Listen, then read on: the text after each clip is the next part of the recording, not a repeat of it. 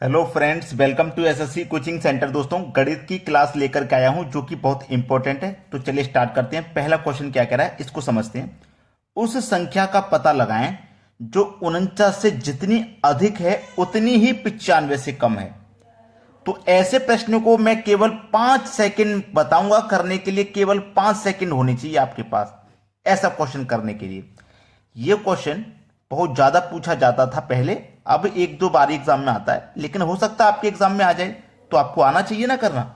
तो ऐसा करने के लिए केवल 5 सेकंड मैंने आपको बताया है कि दोनों को जोड़ के 2 से डिवाइड कर दो।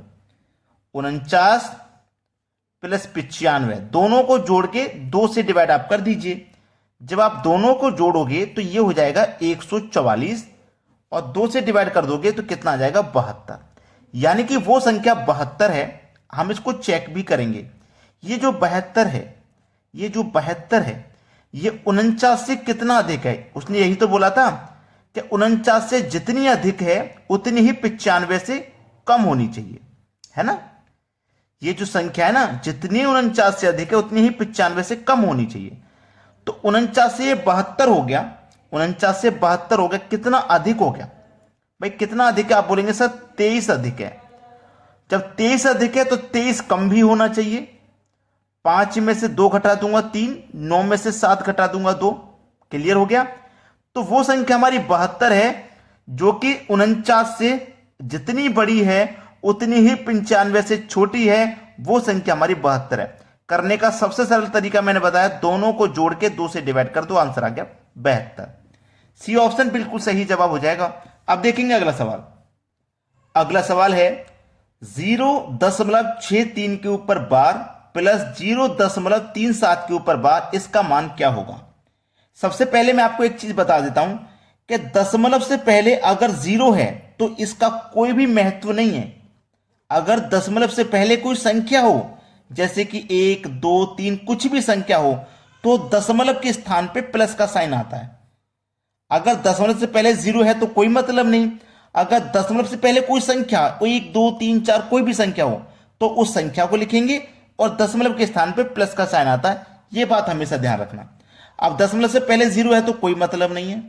हमारे पास कौन कौन संख्या 63 और 63 दोनों के ऊपर बार है तो बटे में दोनों आ जाएंगे, प्लस का साइन है बीच में।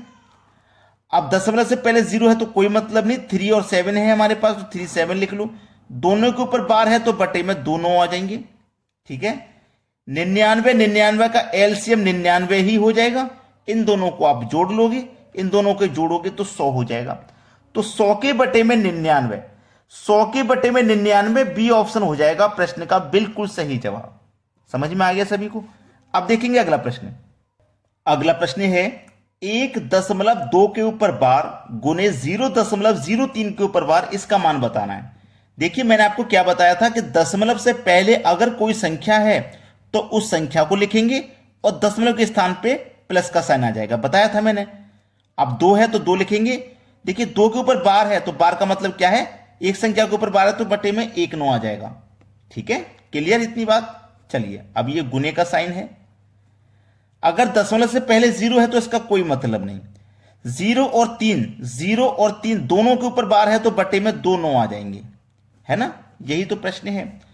अब 9 1 कम 9, 9 में जोड़ देंगे 2 तो 11 बट्टे 9 हो जाएगा, गुने ऊपर 0 3 का मतलब 3 हो गया, बटे में क्या है 99। अब देखिएगा ये कट सकते हैं तो कटा देंगे। 3 1 कम 3, 3 3 का 9।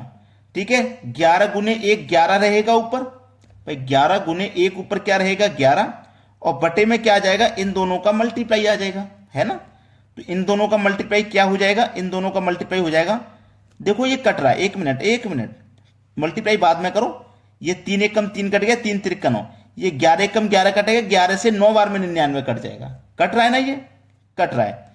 तो देखो अब क्या हो जाएगा, 3 निम 27, ऊपर 1 हो गया, नीचे 27 हो गया। बात समझ में आ गई। 3 से 9 कट गया 3 बार में, 11 से 99 कट गया 9 बार में, ऊपर तो 1 बचा। 3 का 9 से मल्टीप्लाई किया तो 27, मतलब 1 के बटे में 27। 1 के बटे में 27 किसी भी ऑप्शन में नहीं है। इसका मतलब क्या है, हमें डिवाइड देना पड़ेगा। डिवाइड देंगे, जब डिवाइड देंगे तो क्या हो जाएगा, एक दशमलव लग जाएगा, इसके ऊपर एक 0 आ जाएगा, है ना। अब 10 हो गया, 10 10 से हमारा क्या होगा, डिवाइड जाएगा नहीं, तो एक और जीरो बढ़ा लेंगे, यहां भी एक और जीरो बढ़ा लेंगे, 100 हो जाएगा। 27 से कटाओ, 27 से 3 बार में 81 कटेगा। अब 10 जीरो के बाद 3 देखो किस ऑप्शन में, जीरो के बाद 3 यहां पे है, जीरो के बाद 3 यहां पे है, तो ये दो तो ऑप्शन होंगे नहीं, या तो ये सही होगा या ये सही हो गया। भैया 27 तिरिक का 81 कट गया, तो 100 में से 81 कट गया, 9 19 बचा, 19 में जीरो लगा दो, 190। तो 27 से 7 बार में कटेगा, ठीक है, 7 बार में कटेगा, और यही हमारा चलता रहेगा 70। तो इसी को क्या लगा देंगे, बार का साइन लगा देंगे। पहला ऑप्शन मेरा सही जवाब है। क्लियर हुआ। अब देखते हैं अगला सवाल। अगला प्रश्न है, जब 1 से -1/2 को घटाया जाता है तो प्राप्त होगा, क्या प्राप्त होगा भाई इनमें से। देखो, एक में से हमें घटाना है, एक में से हमें घटाना है, क्या घटाना है, माइनस का 1/2 घटाना है, ठीक है। तो ये 1, अब माइनस माइनस का गुना प्लस हो जाएगा, प्लस का 1/2, 2 का मल्टीप्लाई 1 में करो, 2 1 कम 2, 2 में जोड़ देंगे 1, तो ये हो जाएगा 3/2। बस यही तो है आपका आंसर, 3/2 सी ऑप्शन में जो दिया गया। बहुत से बच्चे माइनस कर देते हैं, नहीं, जब आप एक में से घटाना है माइनस का 1/2, तो घटाना है तो ये साइन अलग रहेगा घटाने का, माइनस माइनस का गुना प्लस हो जाता है। अब ये सही जवाब है, तो आपको इतना काम तो करना ही होगा। समझ में आई बात। अब देखते हैं अगला सवाल। अगला प्रश्न है, 2/5 यदि 4/9 के बीच में कौन सी भिन्न है। 2/5 और 4/9 के बीच में कौन सी भिन्न आएगी, ये हमें बताना है। इन 4 ऑप्शन में से कोई सही होगा। देखिएगा करते क्या है। सबसे पहले तो आप यहां चेक करोगे तो 4 और 5 में 1 का अंतर, 1 से 4 में डिवाइड दोगे 4 बार जाएगा। 2 और 3 में 1 का अंतर, 1 से 2 में डिवाइड दोगे 2 बार जाएगा। 3 और 7 में 4 का अंतर, 4 से 3 में डिवाइड चला जाएगा कि नहीं जाएगा। जब नहीं जाएगा तो 10 लगेगा, 30 हो जाएगा, 4 7 28, 2 बचेगा 20, 4 5 20, ठीक है। इसमें दोगे 2 और 1 का अंतर 1 आएगा, 1 से 1 में डिवाइड देंगे तो 1 से 1 में डिवाइड देंगे तो एक बार में ही डिवाइड हो जाएगा, ठीक है। तो हमारे पास दशमलव में एक संख्या आ रही है जो कि पहला ऑप्शन है। अब यहां पे चेक कर लो, 5 से डिवाइड जाएगा क्या, इसमें नहीं जाएगा, तो हम क्या करेंगे, अंतर ही कर लेंगे, क्योंकि यहां पे भी सभी का अंतर किया, तो 2 और 5 का अंतर हमारा 3 आ जाएगा। 3 से 2 में डिवाइड जाएगा, नहीं जाएगा। जब नहीं जाएगा तो आप दशमलव लगा लोगे, है ना, दशमलव लगा लोगे, 20 हो जाएगा, 3 6 18। इसमें भी डिवाइड करोगे, पहले अंतर कर लो, 5 का अंतर है, 5 से 4 में डिवाइड जाएगा, नहीं जाएगा। जब नहीं जाएगा तो 10 लगेगा, 40 हो जाएगा, 5 8 40।